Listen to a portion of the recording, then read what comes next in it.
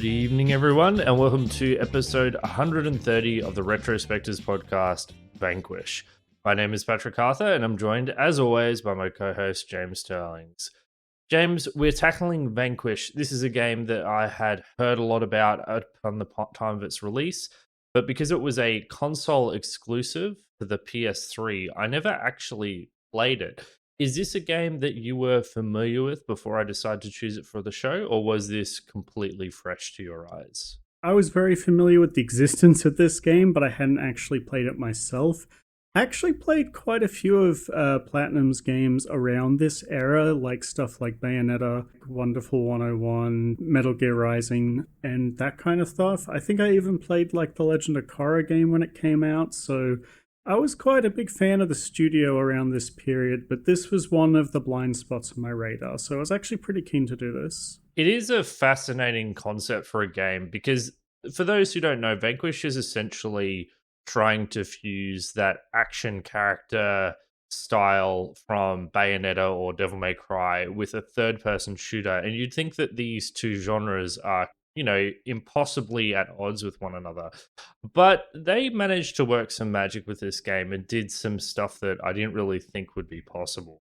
Yeah, it is quite cool. I think there was some extra stuff maybe they could have done to kind of like bridge that gap more, but I don't know, man, like boosting across the ground and jump kicking enemies never really got old for me, hey?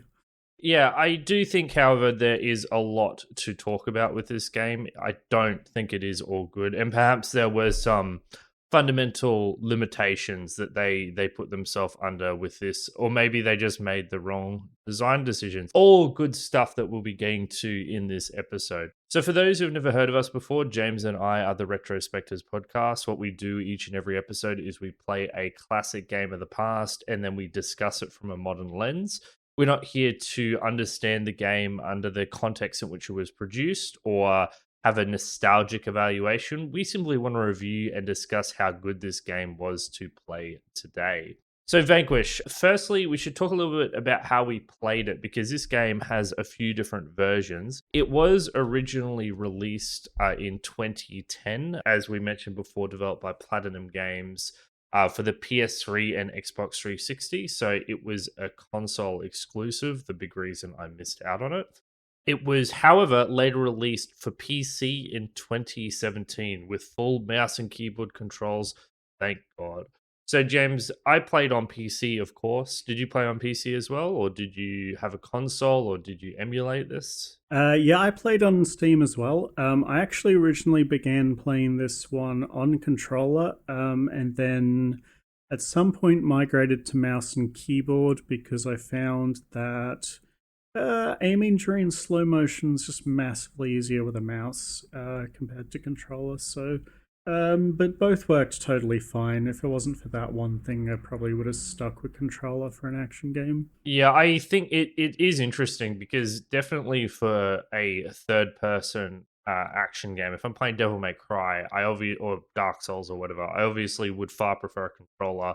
For the moment any shooting gets added to the mix, and I will fight you hand and tooth, knee and tooth, hand and knee. I will beat you to death if I have to use a controller instead of getting to use a mouse and keyboard. So I was very happy to be able to aim manually with a mouse, even if I think that this game is very playable with a controller just because of the cover based system.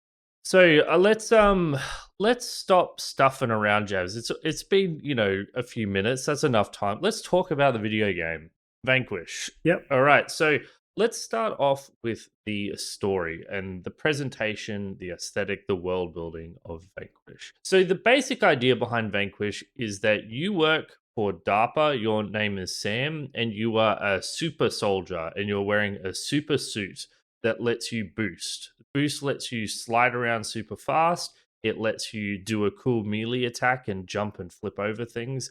And it lets you slow down time. You can enter slow motion or heightened reflex mode. And it's all this suit that is giving you the enhanced abilities. But your character, Sam, is obviously a super duper good soldier as well. The inciting incident of the event is that the Russians, or rather a splinter Russian group that takes over Russia, because it couldn't simply be the Russians, has taken over a space orbital station that has some kind of deadly microwave cannon that destroys San Francisco, killing millions, billions. It kills a lot of people. This is a sci-fi setting, so I don't know, set in 2100 or something, James. Yeah, it's pretty futuristic. Like you begin the game like assaulting the station, which it's a microwave laser, but also a colony. It feels like it reminded me of the colony from Mass Effect the Yes, most. It's got that like cylindrical design. Ringworld Orbital. Yeah, pretty interesting setting for a video game, I think. Yeah, so you're a super duper soldier, and you're accompanied by a U.S. Marine named, what's his name again? Brooke Burns. Burns. There we go. I was clearly a super memorable, engaging character that I care a lot about. You're with Burns, who works for the army, so you're kind of outside the chain of command since you're with DARPA. What's happened is the guy who was responsible for designing your suit also designed the microwave cannon, and he's been kidnapped. And he tells you that there's a grand conspiracy and that you can't trust anyone. So you're attached to this unit of Marines. You're trying to rescue him and maybe uncover the conspiracy of what happened along the way. So that's the basic setup of the game. And I think the thing that is immediately obvious about this game, James, is the tone. This is very much a B action kind of movie style game. It's very, very much, it feels like your 80s kind of light action comedy kind of game with crazy set pieces and a couple of badass dudes doing badass stuff. It's not leaning into comedy, like true comedy, in the same way that Devil May Cry or Bayonetta does, but it is obviously meant to be very light in tone as you and your Marine buddies blow shit to pieces. How did you feel about the tone of this? Did this work for you? Or did you find it was just kind of uninspired and uninteresting? I found it very hard to understand exactly what it was going for, honestly. It felt like the writers of this game, at least to me, were playing too safe or cautious. Like, I couldn't tell if, because this is a Japanese game depicting mostly like American characters being like very stereotypically American. Like, I didn't really understand if they were trying to play it straight and have this be super like serious. Well, not super serious, but like you're supposed to take these characters seriously and believe them, or if it was like trying to parody it almost and make fun of American culture. It didn't really feel like it was doing either of these things to me. It felt like it was kind of sitting in this awkward middle ground. I felt like it sort of reminded me of, I don't know how to put this, but like discount Metal Gear. Yeah, knock off Metal Gear Solid for sure. Yeah, like it really felt like the main character and your motivations, like, and the way the characters act. Like, you've got your main dude who's this like down to earth, smoking, gravelly voiced guy, like trying to save this scientist. It's like, this is just Snake saving Otacon. Like, come on. Yeah, the difference is that Snake is a far more interesting character. Like in Metal Gear Solid 3, which is my favorite version of Snake, he's almost autistic. It's quite amusing. Like when someone talks about guns, for example, all of a sudden he just goes crazy. He becomes super interested and involved. It's kind of funny that I think that personality trait of Snake comes out because like the writers are just seizing on this opportunity that they want to talk about the weapons, right? So they do it through their character. Yeah. But yeah, I found this character, Sam, to be like very boring and earnest. Boring and cardboardy. Yeah. And the guy that you're with is obviously supposed to be super over the top and hammy, but it comes off as kind of grating, honestly. So, and because of him and how like super tough army military member he was, like I was getting like, I don't know, you know when we did Splinter Cell 1 and we were talking about like how jingoistic it can be at times, like American Army the best. Like, that was the vibes. Yeah, that was the vibes I was getting from half of this game, and then the other half of the game, because that Burns character, his voice acting is so hammy, it almost makes it feel like it's supposed to be a parody, but then I don't think that it actually is. It feels like maybe there was a miscommunication in like what the director provided to the English script, because I think you're locked to playing the English dub. I didn't check. Yeah, I don't know, but I also play the English dub. I do think it is obviously a parody. Like they are Okay, exaggerating on purpose. This wasn't an accident that they made the characters this way. It's just that it doesn't go exaggerating the far characters enough. that way is not interesting in and of itself. I felt like they needed to take the piss more, and I agree. I don't know if you're familiar with Metal Wolf Chaos, James. I've watched reviews on that game. Yes, that's what I'm Yes. talking about. That's great. Even I think even Metal Gear hits that kind of tone sometimes. Metal Gear Rising definitely does, Yes. and I think it's great because Metal Gear Rising is like the perfect example of how to do this thing well. I think, which they obviously, it's a different writing team, but they kind of understand that a lot better. Whereas here, it feels too safe, and as a whole, it comes across as kind of cardboardy and boring. Even like their other games, like Bayonetta is the one that really comes to mind. I think that Yes. game is like really revels in how stupid it is. This game to me is just it plays it straight, it plays it serious just a little bit too much, and in the end it comes across as a little bland because of it.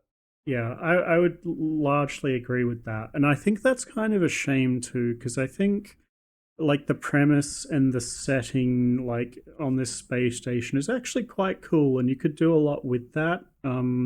It just fails to kind of, carry that across. But like ultimately, because this is 90% an action game, I don't think it ends up being a huge problem, but it does mean that like now that I've played the game, I'm not really going to remember any of these characters, and it's never going to make me think about the game and want to come back to it. Like when I think of Metal Gear Solid 3, which is an amazing game, the first thing that makes me think, like, whenever that game comes back into my head, it's because I thought about something that happened in a cutscene or something, but that'll never happen with Vanquish. I think the thing that really stands out about Vanquish is more its world, and I don't mean its world in the sense that it has deep and fascinating lore like Archimedean Dynasty, where there's a manual to read to understand factional disputes.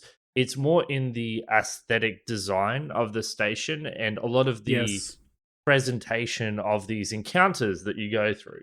Because Vanquish is a third person shooter, but it is elevated above and beyond other third person shooters because of the context that it presents to you and the set piecey things that are happening.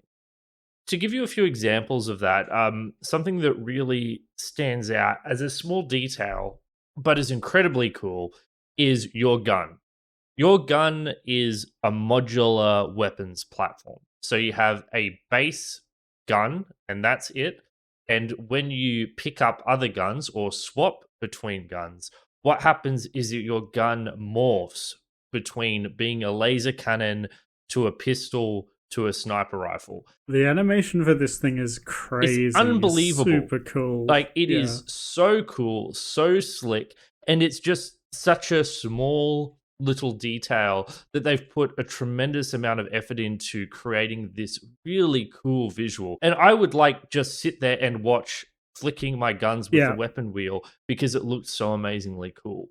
Yeah, I did that multiple times. I also noticed that the animation to transfer the guns is fairly like it's a couple seconds, right? But in combat, when you press change weapon, you can then instantly start shooting because the transformation seems to prioritize like important parts, right? The bits that make it shoot, I guess. But Also, it's a reload cancel, so that's some tech. But I mean, yeah, it's nice that it does prioritize the gameplay. It would be very frustrating if you had to sit there, particularly in slow mo, as it slowly yeah, changed from one gun to another. I think features like this in games can tend to have this problem where the developers get a bit too, they start cooking a bit too hard and then it like starts having a negative impact on the gameplay, but they made sure that it doesn't. It just looks really fucking cool and does so for the entire game basically. Yeah. Other things that stand out are this game has a lot of set pieces. So Yes. Vanquish is a third person shooter. I just want to emphasize that because the fundamental basis of this game is still a linear third person shooter. There is still cover to hide behind, and you're still progressing linearly through these chapters where you have to move from waist high walls to move through the levels. But Vanquish has set pieces which are absolutely stunning from an aesthetic point of view. Even though this game was released in 2011, they still impress with their presentation. I think probably the standout example of this is one where you are on a mag rail like network that's moving along at very fast speed. You're kind of like in a big open platform, so you can still be shooting from it. And an enemy transport comes up alongside you. And as part of this, the enemy transport, the rail literally goes on top of you. So you're in this kind of like 360-degree fight where enemies are fighting you from directly above, and it's just fucking cool. Like, it's just cool Yeah. and enjoyable from an aesthetic point of view to engage with.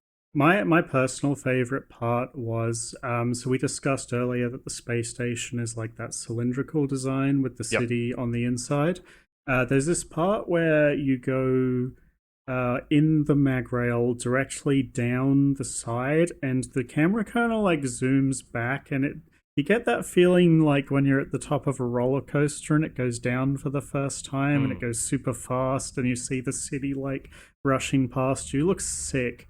The other, like, and Platinum's always been good at this and sense of scale too. Like, a lot of the levels have like massive sense of scale. There's this bit where you're fighting this gigantic four-legged mega tank thing, and its legs are like, is thicker than a regular tank, right? And you're like weaving between them and trying to blow it up from the underside.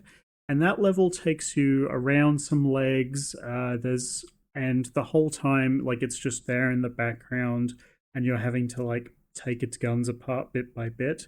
Yeah, just really great stuff. Like, visually, there are some excellent things in this game. Mechanically too, I think. Like, later on in the game, like near the very end, there's this particular set piece where you're in like a zero gravity environment. It's like a cylindrical room, and you can kind of run 360 degrees around the circumference of the room. And I think we were talking earlier, Patrick, you mentioned that when you shoot in that section, like the cases that are flying out of your gun like float in midair as well. Yeah, just a beautiful little detail. And yeah, the game just feels like it just looks really good and is a very slick product in general. It elevates the game. I think that the thing about these third person shooters in particular, I think, is that you are very boxed in. Like, third person shooter level design, particularly this cover base, is extremely uninteresting. You strip out Yeah. all of the aesthetics. You can imagine if this was just a wireframe level design, holy shit, it would be so boring and uninteresting because there's just not much to cover based shooters when it comes to level design. Maybe even something like Batman is more interesting because at least you're in a you're going descending from high and there's different pathways through the level. This doesn't even have that. It's just straight lines with some waist high cover. But this set dressing that it does is enough. It is enough to disguise and make you less aware of the fundamental limitations of level design. There was a couple levels that took place on, like, I'd say these very steep vertical-ish inclines where you have to make your way up the hill, and they had these little platforms on them for enemies to stand on.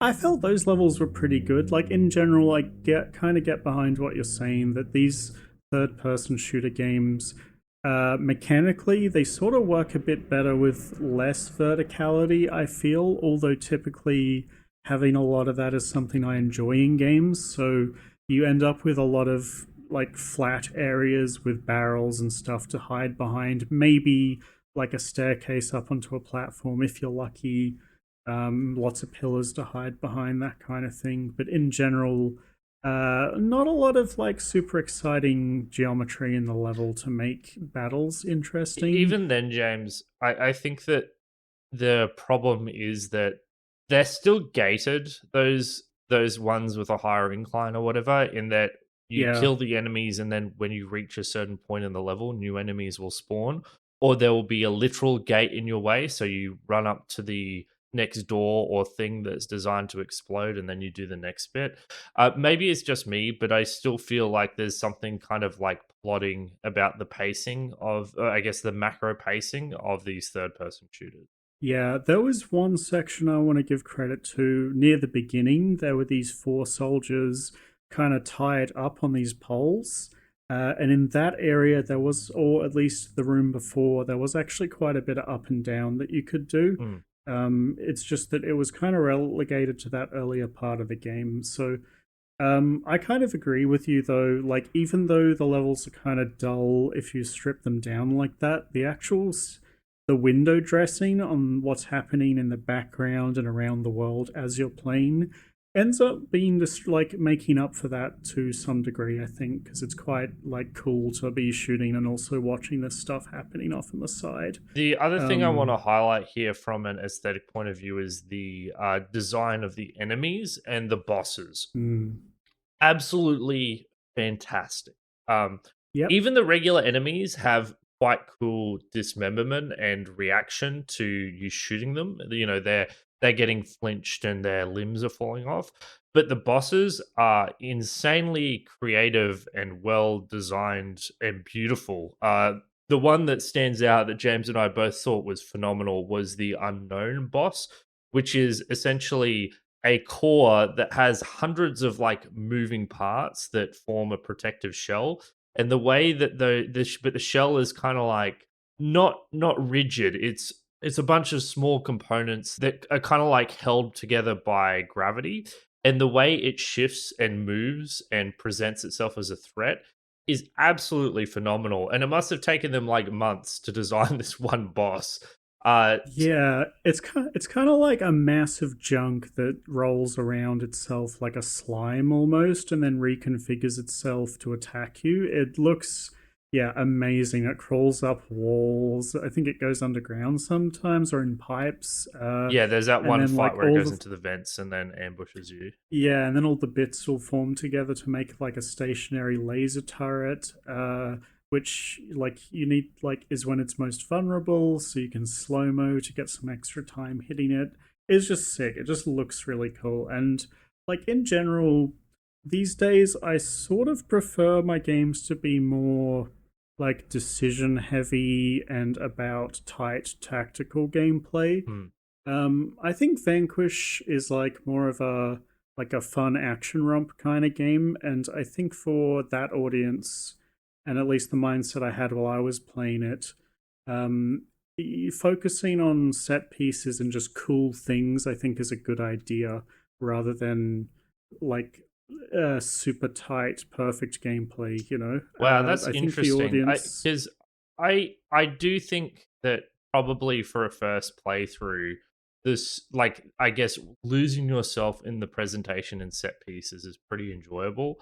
But I do think yeah, that there is also a lot of cutscenes that are kind of like boring, that are constantly shoved in your face, and a lot of kind of slow and plodding moments in this game. Like there's the bit where you're on the train and you have to shoot out the spotlights as your fucking yeah, train, little platform yeah. crawls at a snail's pace.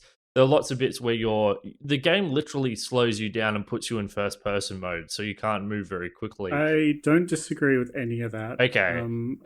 I guess the thing is, while I think that the world building and presentation of Vanquish is cool in the sense of the effort they've put into the world, the way the story is delivered to the player with all of these cutscenes and all of these deliberate slowdowns and all of this waiting is endlessly frustrating. This is not a game where you freely fly through it like Ultra Kill. Ultra Kill is a game where you're literally as soon as you beat the first boss, you can slide into the next room and keep murdering people, right? There's nothing Yeah, actually slowing you down. This game, there is a lot of shit slowing you down. And you can make the argument that it acts as a break between the more intense action moments, but it's too much. And I don't give a shit about the story and I don't really want to watch the cutscenes that much. So for me, this was one of the downsides of the game. I kind of agree. Although I think in particular, like my lack of interest in the story makes this a lot worse. If instead I loved the characters in the story, this would bother me so much less, right? Mm. Yeah, the combination of the two is a bit frustrating. To be fair, a lot of the delivery of the dialogue is done while you're actually doing shooting. Like, there's a lot of voice over the action. Uh, I do think that the intro cutscene is way too long. It's like as long as Metal Gear Solid 3 or something. It's super long. And it didn't really give me much of a reason to care. And I love long cutscenes. Like when I feel a cutscene's too long, like it's definitely an issue. Have you played Metal Gear Solid 4, James? I have, Uh, and I didn't mind that at all oh my because I god. liked the cutscenes. So I yeah, I so did so mind that. I so did mind that. so what I'm saying is I'm okay with the amount of cutscenes in Metal Gear Solid 4, but I thought sometimes they were too much in this game. And they're not necessarily longer, they're just like more boring, so you notice it more, I guess. Yeah, Uh, so there's something I wanted to mention about this. I kind of did already, but this game is very chunky in that you have a short gameplay chunk followed by a short cutscene chunk, and there are frequent checkpoints in between every one of these chunks. How did you feel about this broad structure, James? Like from a story and gameplay perspective, do you think that this worked well for this game, or would you have preferred there to be longer gameplay sections in between the story? so the way I think about this game conceptually is it's a series of third person shooter sections in combat arenas that are separated by a little bit of dialogue and cutscene. And sometimes one of the corridors you'll have a little fight into, but for the most part, it's like do battle in an arena, see cutscene, go to the next section, repeat for the Hmm. entire game, basically. Or even the monorail segments is you on this little platform doing stuff, and then there's a little cutscene maybe, and then you go again. I'm actually totally okay with this ebb and flow kind of feel that the game has going. I think that maybe some of the combats could have been a little longer, but like in general, I didn't mind it too much. I was actually happy just to sit there, and I think I played the game almost in one sitting, maybe two. It's like 4 hours, 5 hours long, actually. Hmm. So it didn't really bother me. I think if I liked those bits in the middle more, then perfect, great, have no issues. But yeah, I kind of agree with you. I think that the shorter sections keep you focused. And I think the problem once again just comes to the story. I really wish it would not do that bit where it slows you down into first person mode. I don't know if there's a way to skip that, but that was like yeah, that's annoying. one of my biggest frustrations. I'm sure you can skip the cutscenes, but yeah, it's fucking terrible. You're just walking along while she talks about story you don't care about. Let me zip ahead and start shooting dudes again. But I think the shorter gameplay chunks, there's no problem with that, and having it cleanly divided like that works well. That actually is a good point. The fact that you can boost on ahead because you're walking in like a group of soldiers. Mm. Like, I think this decision to put you in a group of soldiers, so you boost ahead and then you stand at this door for like 15 seconds waiting for them to catch up. That's not okay. Like, what were you thinking? Just remove the soldiers. I do not like having other soldiers. They do act as a distraction for enemy fire, but that is their main value. They don't really do any damage to the enemies. Yeah, well, actually, you let them die and then you pick them up to get a weapon. See, they have value. Yeah, it makes your character seem like such a good guy, too. Yeah, so did you want to move to a music break and then we can get more into the nitty gritty of gameplay? Yeah, and I actually do have something I want to talk about with the music. So I went back and I listened to the soundtrack yesterday, and I thought the first thing that popped into my head was this is kind of boring, or it's not as exciting as I was expecting it to have been. I actually can't remember it from playing, but this is kind of dull. And then the soundtrack's got quite a few tracks on it, and I listened to them all, and only a couple of them stand out. And I was like, I feel quite negative about this. But when I was playing the game, I definitely didn't feel negative about this. So I had to think about that. And I think what has happened here is that because there is so much spoken dialogue during gameplay, because you have that Cortana type character talking in your ear and you have Burns giving you orders, I think that the person making the soundtrack correctly identified that if you make the soundtrack super catchy and everybody loves it to bits, then every time a character talks over it, it'll be fucking annoying because you're hearing this annoying character instead of the cool soundtrack. So I think they've written the soundtrack in a way as to take a back seat to the dialogue that's being placed over it, which to me is the correct decision. So none of this music is like bad. It's just not like super memorable. It's definitely on theme, like it feels very futuristic. It's like an electric drum and bass, is how I describe it. Yeah, it's very chaotic, which I think matches the like these skirmishy firefights that are High happening. tempo. So yeah, and it's relatively high tempo. So I actually think that even though the soundtrack isn't super memorable or catchy or anything, I think it does its job, and I think the person who made the soundtrack did a good job. But I'm never gonna listen to this on its own ever again. I just think it's like kind of this unsung hero of a soundtrack that does its job without attracting too much attention to itself. So I feel that's a really good summary, James, and you're on point. It's unmemorable and unremarkable in one sense, but it's a supporting actor, right? It's not here yeah, to be at the front, which a lot of music is trying to be. So I think it serves its role well, but I agree with you. I don't think it's anything special. yeah. So it's totally fine. There was one track, the final boss battle, that I actually think was quite decent. I enjoyed it, and I think you identified that as well. So we'll play the final battle track, and we'll see if you guys like it as well.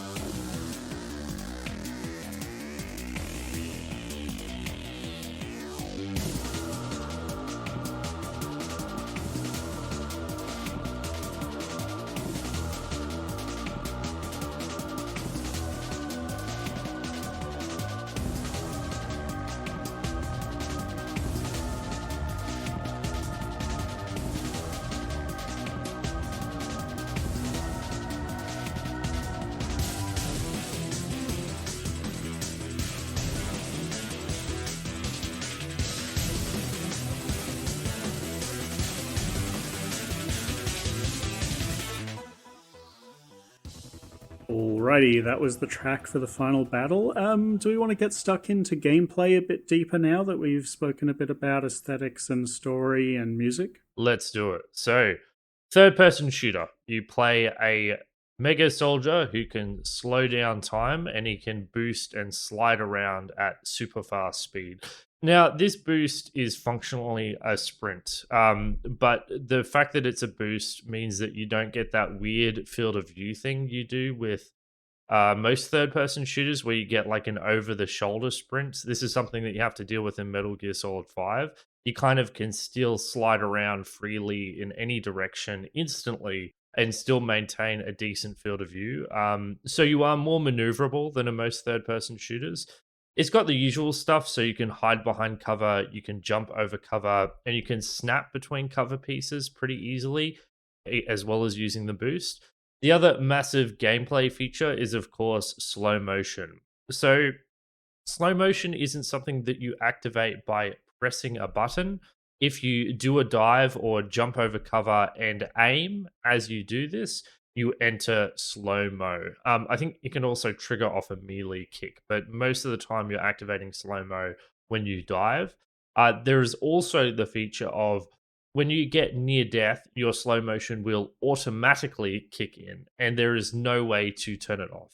So when you're near death, you enter slow mo for a period of time that you can use to get to cover or kill enemies before it ends and you're at low health and basically your shield is down and you need to wait for it to recharge.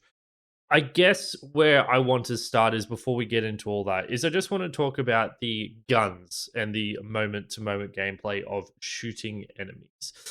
James, what did you think of this weapon roster and what did you think of the way it kind of immediately gave you all of the guns to play with and toy with and use as you will? Did you find this was an effective roster to fight enemies? Did you find that you used most of the weapons? Or did you find yourself kind of like using only one or two and found the others gimmicky? I actually well, not loved the weapon roster. I think that conceptually, I'm really on board with this idea of having a big roster of weapons and having a few inventory slots, and this idea that you can upgrade the guns as you go through the game.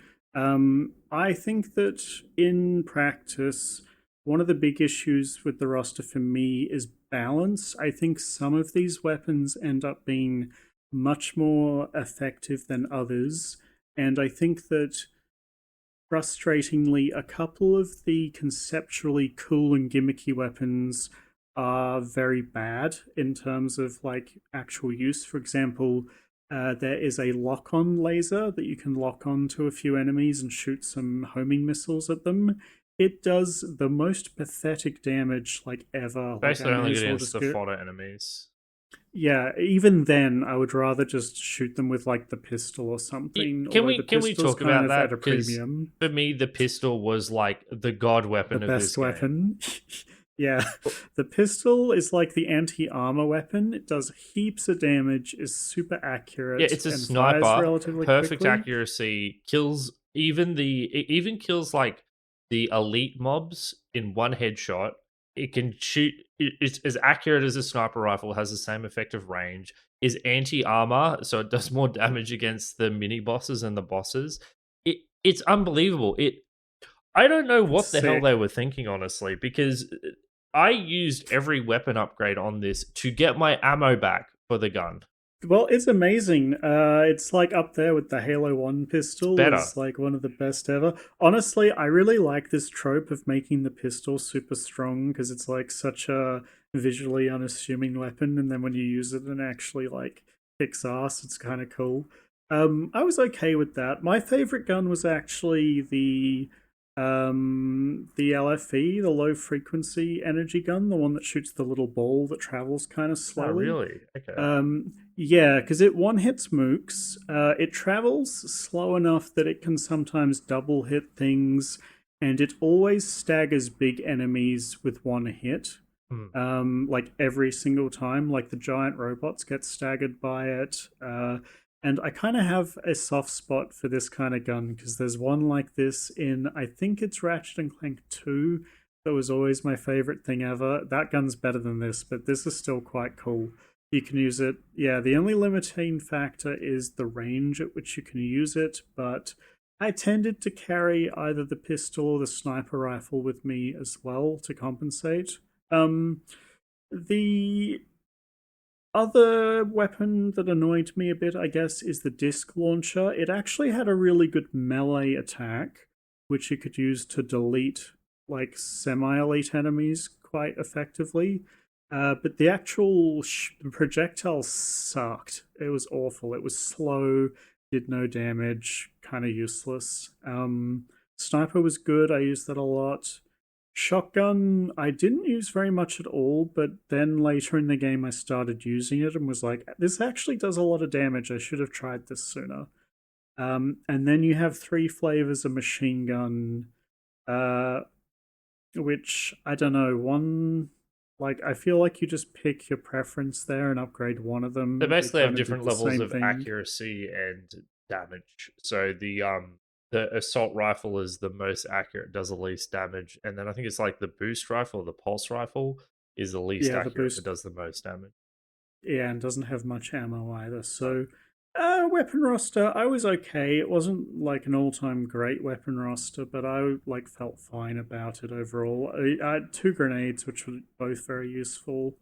My main gripes with this system actually are mostly with weapon upgrades, which I felt conceptually when they said that they showed off this item that when you pick it up, it upgrades one of your weapons. I was like, sick. I love stuff like this. And then you get very like you get like five extra ammo or something. You're like, okay, cool. I don't know. I feel like the game would be like if instead of that they had like some cave story esque thing or like Ratchet esque thing where the gun actually changed. I think that would have like doubled my enjoyment of the game Man, this is almost. so interesting. I thought that so first up, I thought the weapon roster in this game was trash, like actually Okay. quite bad. A couple of reasons to that. The first is that the pistol is insanely overpowered. Like I don't know if other people are aware of this, but the pistol's the best gun in the game, and the only thing that gives it any kind of balance is that it's an infrequent drop. So it's a rare gun. But I built my entire strategy around the pistol. So I would take it at any possible moment. I used every single upgrade on it because when you get an upgrade, it replenishes ammo and in a lot of cases increases ammo capacity because it just one shots most things as the best boss killing weapon and allows you to engage enemies at long range without exposing yourself to damage. So, firstly, that gun warped my playthrough dramatically. The second thing is that the three rifles are functionally the same. Like one is more accurate than the Yes. others, which is great, but they're all just automatic rifles. Yeah, that's my biggest gripe You with the you can roster. whichever one you happen to be using, you use it. They are not really super accurate either. These guns never felt good to me to use. The assault Yep. rifle's the most accurate, so it's the most satisfying, but you have to be quite close to guarantee the headshot. There's a lot of holding down the trigger. So I didn't even enjoy using these weapons. The sniper rifle is completely obsoleted by the pistol. The only time I would use it is if I did not have a pistol or I wanted to conserve pistol ammo. And then you have all these special weapons. The problem is a lot of these special weapons have limited ammo. They were worse than the pistol. Like a rocket launcher was worse than a pistol. And they had such low ammo capacity that I just kind of like might shoot off my three rockets and then I'd move back on to using assault rifle and pistol. And that's what I use for 90% of the game. Yeah, that's So interesting. My rockets did way more damage than my pistol shots. I It might. Do you think I this has come upgraded the down pistol. to? Maybe that's why. Like I had it at a Yeah, very I'm low. wondering if like this perception, because I didn't feel that the pistol was that overpowered compared to everything else, but I don't think I really upgraded it. So Okay. I'm wondering how much of this comes down to like what you choose to spend upgrades on. Because I maxed out my laser cannon, the one that shoots the continuous beam, Yep. because I noticed that most weapons, when you upgraded them the first few times, they gave you ammo upgrades, Mm. and I was like, that's boring. But the laser cannon, because it has no ammo, that means Uses your they and suit power. Yeah. it has infinite range. So like they can realistically only upgrade damage, which is what happened. And I was like, nice damage upgrades. That's what that's fun. Well, I think So that I used that for a long portion of the game. So I think it's two things. I think the pistol is straight up overpowered, but definitely the upgrades make it a lot more powerful. It increases its armor piercing, so it becomes a much better boss killer, essentially. And Okay. the rocket launcher was fine. Like I definitely picked it up and used it a few times, but yeah, the pistol is godlike in this game to the point where I carried it around with zero ammo just so that when the next, you know, ammo drop happened, or, and this is the thing, James, when you die and go back to a checkpoint, it refills your ammo. So if ever I died, I got a free reload of it, and It then also it's downgrades your weapons. it does. I didn't get close to upgrading my weapons. The highest level I got my pistol to was level 6, James, because I died more frequently than you, it seems. Yeah, so I only managed to max out the laser cannon because it only has 5 upgrades, Right. whereas most of the weapons have 10. Yeah. So I guess that's the like downside of not having like being able to upgrade anything but damage. They were like, we're not letting you just upgrade damage 10 times. That's ridiculous. I think this upgrade system is pretty bad, Bad. really. Yeah, it's boring. It kind That's of the main thing. pushes you towards focusing on one gun exclusively as opposed to playing with weapons. So when we played Halo, one of the really cool things about that game is you would find sniper rifles and you would find rocket launchers, and it was always exciting to find these more powerful weapons because, you know, they could kill elites in one hit. But they were kind of like these special drops you could find. In this game, I really didn't give a shit. And I only really wanted to use the assault rifle and the pistol. So all of those special weapon drops ended up being effectively unusable, or I didn't care about them. And maybe if you do a playthrough where you focus upgrades on them, they can be cool and fun to use. But that doesn't. But the problem is that while that gives you maybe options in terms of what strategy to pursue, it just gives you a bunch of drops in this game that you do not care about. Yeah, the way to fix this, I feel, is to have tiers of upgrades. So, like, you drop bronze upgraders, silver upgraders, gold upgraders, or whatever. And the bronze ones can only get your level, like your weapon to level 3. So you can't just beeline one to max at the expense of all the others. You kind of end up being forced to level them a bit more evenly. Or just do experiment as well. Yeah, so I think that kind of work. Although I do like the fact that I can just do what I want, and like pick the weapon I like and then play with that one. So it doesn't really bother me as much as it seems to bother you. I just think that these little numeric upgrades are kind of boring, especially when you have like you've done this work to make this super cool weapon that transforms. Like, just cut down on the base roster and then have weapons transform into stronger weapons as you upgrade them. That's way cooler, in my opinion, and makes it like way more fun to find upgrades, right? I think it's funny because for me, the ammo increase was the most powerful thing that the pistol could have. So I guess, yeah. that was more powerful than any other upgrade because the pistol was already so strong as a baseline.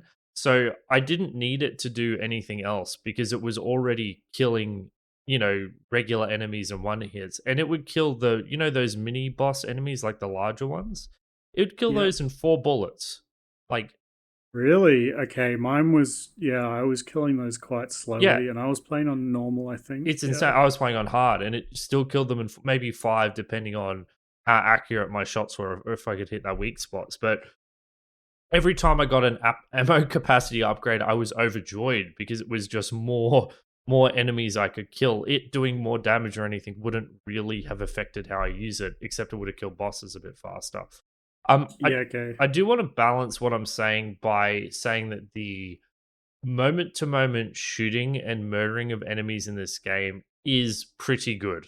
And I think Yeah, a it's large totally part of that fine. is the reactivity and dismemberment systems. So while I think that the guns are kind of like bland in a lot of instances, I think that the way the enemies react to getting shot and the satisfaction you get from enemies dying is actually really good and really solid in this game. Yeah, and the big enemies actually have a lot of like different weak points that trigger maybe like animations, or like you can shoot a bit off them that makes them start attacking in different ways. Like I fought the same big robots multiple times, and each battle felt a little different because the way I ended up targeting bits was different. So I thought that was good.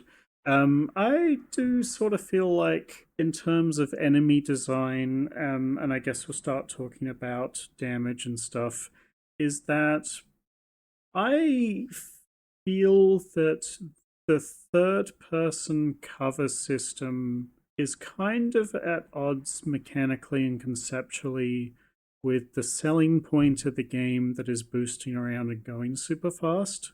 And what I mean by that is, before we played the game, my conception of the game was that I was going to be boosting around and doing lots of shooting. And I think at the end of last episode, I was like, I think it's a cover shooter, and you were like, is it? I don't think so. But that's actually 90% of the experience is hiding behind cover to some degree, because avoiding damage in this game is quite dicey. Like, I think enemies have hit scan normally, and then when you go into slow motion, they shoot projectiles, possibly. Slow mo Uh, almost feels like invulnerability. Like you can die to the big bullets, but I don't know if you can even die to regular bullets while in slow mo. Yeah, but the long and short of it is, I never felt like I was avoiding damage because of my player skill. I was either avoiding damage because I was using the slow mo, which is almost damage immunity, or hiding behind cover, which is kind of like damage immunity, The or boss hiding battles are an behind exception, right? pillars. You can dodge a lot Yeah, of. to some degree, a lot of their attacks. But the actual mooks, I would have much preferred if they had not done cover and just doubled down on using movement to avoid damage. I think that would have made the moment to moment gameplay a lot more fun for me. Although maybe it's hard to do that with a controller. I don't know. That's just the feeling I got, was that I felt like my enjoyment of the game was limited because it was a cover shooter. I think you're bang on the money, and I think that no matter like now, I do want to say there is a level of skill you can reach with this game. Absolutely, where you don't need to utilize cover, where you know where all the enemies are, where your aim is pinpoint accurate, and you jump out in the open and you can just kill everyone, right? But I think for most people, particularly on your first playthrough, that is not what you're going to do. And you're not, importantly, you're not incentivized to do that. Why would you leave cover and expose yourself to getting killed by hit scanners when you can stay in cover and not expose yourself to getting killed by hit scanners and can kill enemies more slowly and methodically? The cover does let you snap to it and change cover pretty quickly, but honestly, there isn't a reason to leave cover. There's not like an enemy in the backlines that you need to kill as a priority target. There's not an enemy that you need to kill to get your ammo back, like in Doom Eternal. There is just there's nothing. So you should just stay in cover. And when you go into slow mo mode, you pop off enemies because you're invulnerable, and then you let your suit recharge. It's a problem. Now, as a third person shooter, it's pretty good. It's better than Spec Ops: The Line. It's more fun than Gears of War, but it cannot overcome this fundamental part of its identity, which is that this is a cover based shooter where you should be in cover a lot of the time while playing. Yeah, it's like, it's less that the system doesn't work well. Like, for the most part, I think the game is fun to play at a baseline. I just had this feeling in the back of my mind that this was not that, like, this is a fun experience, but it's not quite the experience I was expecting or wanting out of this game, which was one where I spent 90% of the time boosting around to dodge things and then doing flashy stuff. Which there is. Like, if you boost towards an enemy and then press melee, he'll like dive, like ride a dive kick them in the head and send them flying. That's fun. I was expecting more stuff like that, or like when you're behind cover, you can leap up into the air and then slow mo shoot things while in midair. That's also fun. But that's kind of like the two flashy things you can do. And then a lot of the game is spent behind cover, like picking things off with a pistol or a sniper. The problem is, like, if there's four enemies shooting at you from behind cover, why would you You jump can't. out from behind cover when you can just use your cover to kill them? Yeah, you wouldn't. Like, in fact, a lot of my deaths in this game came from me trying to do something flashy and then just dying and then resigning myself to cover shooting. The other thing which I think is kind of detrimental to this design is this automatic slow-mo that happens. So when you're close to death, the game triggers automatic slow-mo. Okay, great. So you've got a period of essentially invulnerability to either get back in cover or kill enemies. And when you have played a little bit, you end up using it for both. So you'll use it as a way to pick off a couple of enemies for free, and then you get back in cover and hide. The problem is that this is completely disincentivizing playing aggressively. So if if you're wanting to get out in the open and fight enemies, you need to accept a degree of risk. You need to accept a degree of brinksmanship. It's like, I'm going to ride my, like, this is a risk that I'm taking. My health is going to drop low, but it'll give me an opportunity to maybe get more damage on enemies that I would otherwise. The fact that you go into slow mo, yes, gives you a desperate last stand to kill enemies, but the problem is, enemies' hit scans are so deadly that a lot of the time, the moment you leave cover, you'll be entering this low slow mo stage, and you're kind of like forced to just retreat again. So your attempts to play aggressively end up encouraging you to play defensively. And when you're playing defensively, you get these slow mo moments less so that you have control over where you have slow motion and you can dispatch enemies more efficiently. So I kind of feel like the game encourages kind of like smart defensive play as the best way to get through the game. And you should be moving up so that your guns are effective at engaging the enemies because of that poor accuracy. But jumping out into the open, there's no real reason to do it, and I never felt like there was any reward in doing so. Yeah, so like that's very negative, or like a bit negative, but I do like want to reinforce that I actually enjoyed playing the game for the most part, right? Like Patrick said, enemies feel good to shoot, and the game is constantly throwing new set piece after you, one after another, that the act of going through these areas is fun. And some of the enemy designs, like the reassembling machine and some of the bigger mechs, are quite fun to fight. So, it's a bit of a mixed bag, but ultimately, I'm positive. I do agree with Patrick, though, that the slow mo is hard. It's such a, like, I feel like slow mo is a very, I don't know, how do I say this, like casual focused mechanic, like, because it exists for rule of cool, right? Mm. Whereas mechanically, it actually makes things less interesting by allowing you to do whatever you want for a brief period of time. There is kind of like this thing where you're juggling your resource, but like I ultimately didn't find that resource management super enjoyable. It almost reminded me of when we did Crisis, actually, because that's another game where you have a super suit that has a meter you have to manage, and it always kind of felt like it was slightly too short. Although in this game, I feel like the mechanic is so short.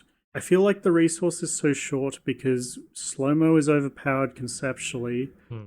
but I wanted to use that resource on boosting around, and I never had enough to do what I want. I felt like the boost should have consumed it less quickly compared to the slow mo. How did you feel about having health boost and slow mo all tied to a single resource? It felt weird to me. Was that how health worked? I actually never understood how health worked. I just noticed that when there was lots of enemies, sometimes I died. Okay, I'm going to be honest. I don't entirely know how it works, but I know that boost and slow mo is, and when you overheat, sorry, when you run out of the resource, your suit overheats and you're vulnerable. I think that's how it works. Yeah, So your health isn't displayed. It's kind of like that action game thing of the screen goes red. That's when you think you're about to die, but it's a bit nebulous. And on normal, it became pretty hard to die, even if I was trying to test it. So I don't know. It feels like there's a bit of funny stuff going on to try and keep the player alive, but feeling tense. Basically, the core of my time playing this game was I would be playing defensively. So I would be in Yeah. cover. If I had a pistol, I would just kill everything because the pistol is ridiculous. But I would try and conserve ammo with it and have some left over so that when I ran into a boss or mini boss, I could still deal a good chunk of damage. And I would move up between cover. The snappiness of moving between cover felt really good because you could boost between cover, so you could transition between cover really well. But I still primarily played it as a fast and slick cover based shooter. Mm. It's kind of weird, James. I do think this is probably the best third person shooter I've played. I don't think I've played a better one than this, but I think that there's something about third person shooters, particularly third person cover based shooters, that are just like shitty. That they're very they're very modular. Yeah, it's funny that you mentioned it earlier, but I did enjoy Spec Ops: The Line more than this game. Weird. Okay. I like it had a better soundtrack. I felt the shooting felt better, Okay. and like it looks nicer to some degree, and it That's also weird. had like half an interesting story. So I don't know, like this game wasn't as good as that. I didn't think. I found the gameplay of this significantly better than Spec Ops: The Line. I think Spec Ops: The Line is like a very generic and uninteresting third-person shooter. Like it's carried heavily by its story, but you can't get over the fact that it's a third-person shooter. I just think first-person shooters are infinitely more fun, like infinitely more interesting, give the player Hmm. way more freedom because you're not having to cling to cover and you're not like funneled into these linear environments necessarily. James, you got to try Ultra Kill. Ultra Kill Yeah, is I want to go back to that because to what you were saying, because now that I think about it, I think my reason is that I actually don't think most of the guns, like you mentioned that you thought shooting things was satisfying. I actually disagree now that I think about it. Because I wasn't using the pistol, so enemies in this game actually felt a bit like Borderlands enemies in that they're super spongy, whereas you seem to have been killing everything in one shot. That was when I had not the the pistol. case for Yes. me. Yeah. Which means I think it felt worse than like Spec Ops, which is a more like realistic game. Things die in one tap to the head regardless, right? So Um, basically, the the high damage assault rifle was, if you could get headshots with that, it did heaps of damage. But the problem was, okay, I thought it was useless. I okay, hated it. high. It tickled machines. It tickled yeah, it just did no damage, so I never used it. Yeah, so that was it. Basically, it was very inaccurate, but it did a lot of damage. So that was my favorite gun to have because I could kind of get to a fairly close cover position and kill enemies rapidly. Um, Hmm. but generally, when I say I thought that it was satisfying to use the guns, it was more about the enemy feedback from them getting shot, as opposed to the intrinsic quality of the guns themselves. So I think this might be more of like an enemy design issue. The Yeah, dismemberment okay. and flinching, I thought were really gave you very good visual feedback on the damage that you were doing to them. Generally do agree with you that conceptually third person shooters, I think there's like a cap of how mechanically satisfying they can be, but they do have a very low barrier to entry, I feel, which is probably like a contributing factor to their continued popularity on console. Hmm. Um, like Gears of War and stuff, very easy to pick up and play because you don't need crazy movement to not get hit. You just sit there. All I can Um, say is that I think Ultra Kill is the game that this wanted to be. Ultra Kill, I know I keep speaking about this game. It just feels like, it's a 360-degree arena shooter where all the enemies use projectiles. It has enemies that are aggressive that run towards you, and it has really, really fun movement options available to the player. So you kind of have, and it has great, great feeling guns. this feels like this feels like the game it wants to be is being held in the straitjacket of a third person shooter, and Yeah. it can't get out because it has to conform to this stupid structure which is holding it back. And I think they've done the best they can within that structure. In a lot of ways, there is a slickness to the design here, but it still feels awkward in so many ways. And I think that's because it's a third person cover based shooter. Yeah, I also want to, now that I'm thinking about it, the boosting, I feel that they didn't visually present it as well as they could have. Like, I feel like in most games when you do boosts, they do that thing where you get the like speed line, like, and the camera distorts to make it seem like you're going faster than you are. Hmm. They don't do that at all in this game, which meant that the first time I used it, I was like, oh, that's it. Maybe they could have expanded your melee options a lot. So when you boost towards enemies, wouldn't it be cool if like you boost into them and as you come to them, like you automatically kick them? Or you have some kind of like 360-degree ground slam you can do when you jump from them from above, or something to encourage you to get into enemies' faces. Because a lot of the time, when you get into enemies' faces, they're hiding behind a crate and they melee you and drop you into slow mo mode immediately. And I just never felt really good when I was in close combat with enemies. And maybe if they made that more powerful, then I would be encouraged to get out of cover. Yeah, also the fact that the environment is littered with obstacles to hide behind also means that the environment is littered with obstacles that stop you boosting from one end to the other. Hmm. So I think the environments could have been longer to let you do that more often. Like honestly, the most use I got out of it was boosting through the corridors between levels. Yeah, me too. Like maybe have a thing where if you boost into a piece of cover and there's an enemy hiding behind it, that's like a way you can kill an enemy.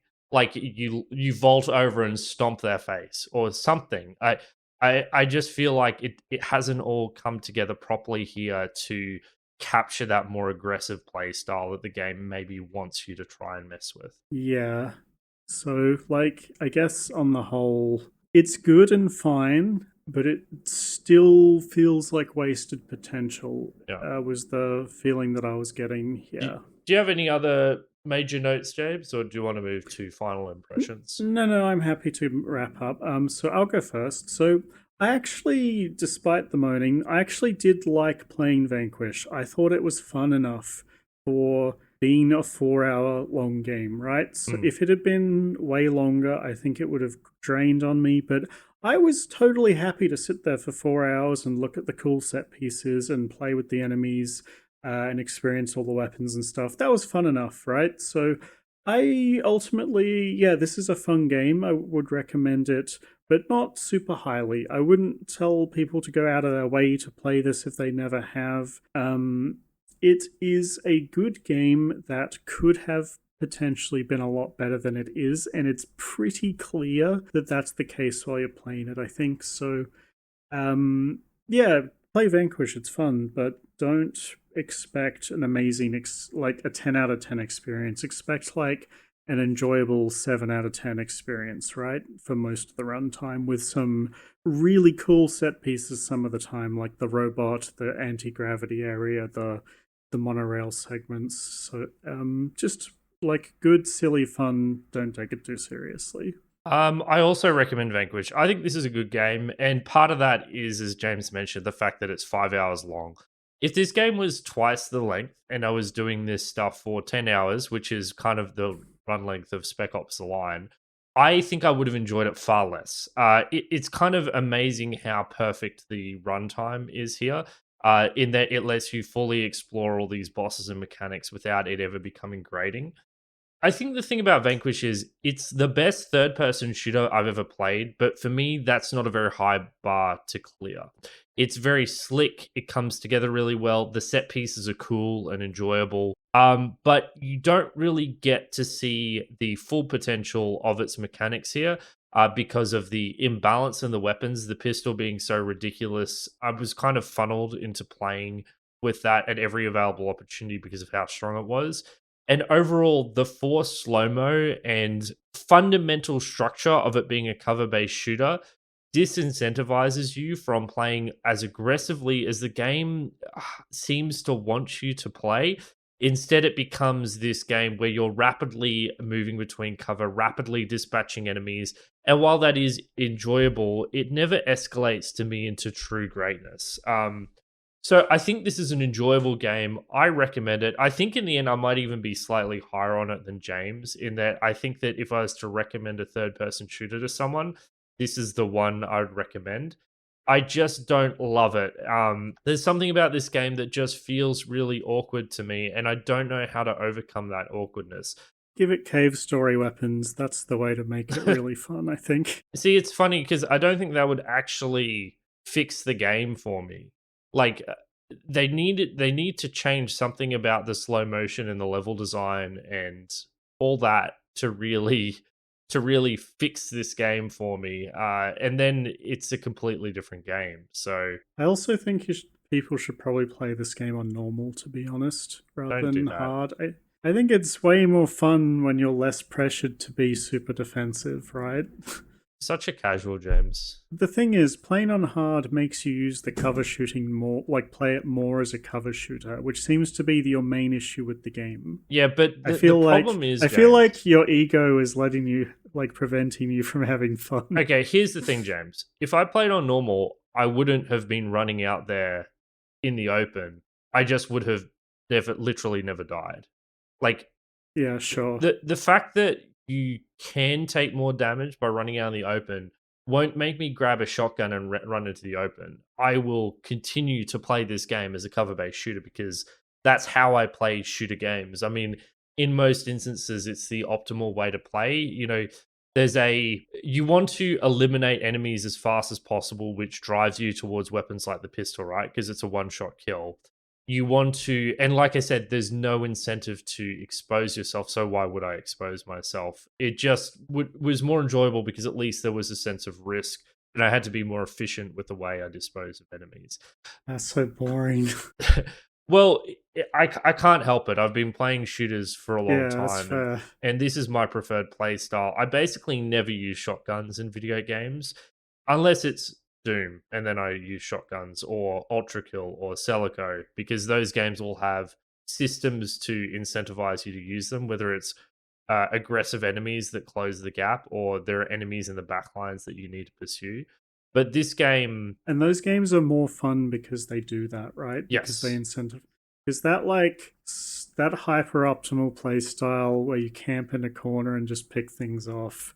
Like it can be fun for a bit, but I think it gets a bit monotonous after a while, right? yes, but that doesn't mean it's not the most effective way to play in these That's third person true. cover Yeah, shooters. The other thing is these FPS games like Celico avoids it with flanking. So the levels are set up in such a way that enemies are closing in on you on either side.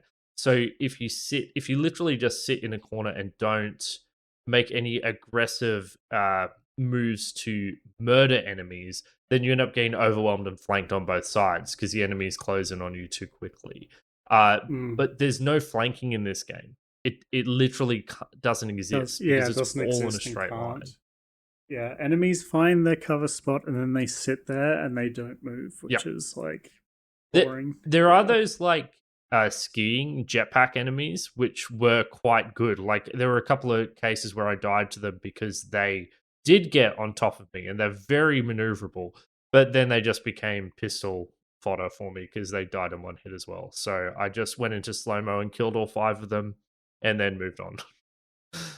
Alrighty, I think that just about does it. So thank you for listening to our episode on Vanquish. Certainly a fascinating game. I think it has a real identity crisis, which is interesting. I'd be interested to hear what other people think.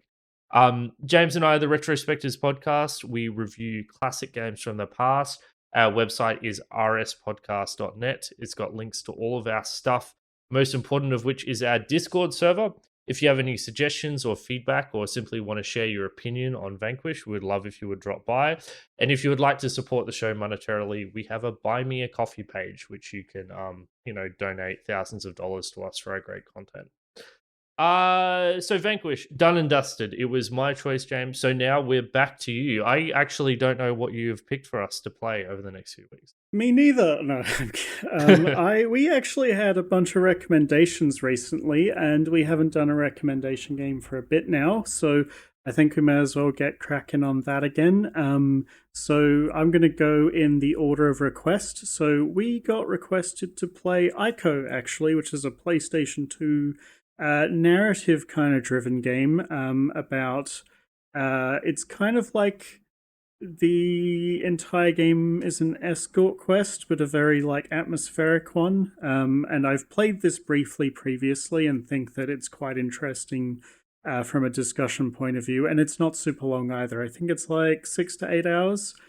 So we'll give that one a crack and see how it feels. I actually am really interested to see how we're going to discuss this one because it's very thematic and narrative driven, except that there is zero dialogue in the entire game. It's all presented via like the characters talk, but it's in a like unintelligible language. Sims language. So you kind of have to interpret what's happening. So I think that'll be really fun to talk about, and I think it'll be really fun to complain about escort quest design.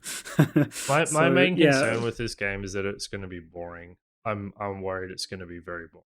It could be. I feel like from when I played it, the kind of like tone and atmosphere that it's got is kind of up your alley. So you might get some enjoyment from that. It worries me, James, when people talk about games like this and all they talk about are tone and atmosphere. It's like a massive red flag for me. It's like the gameplay is shit, isn't it?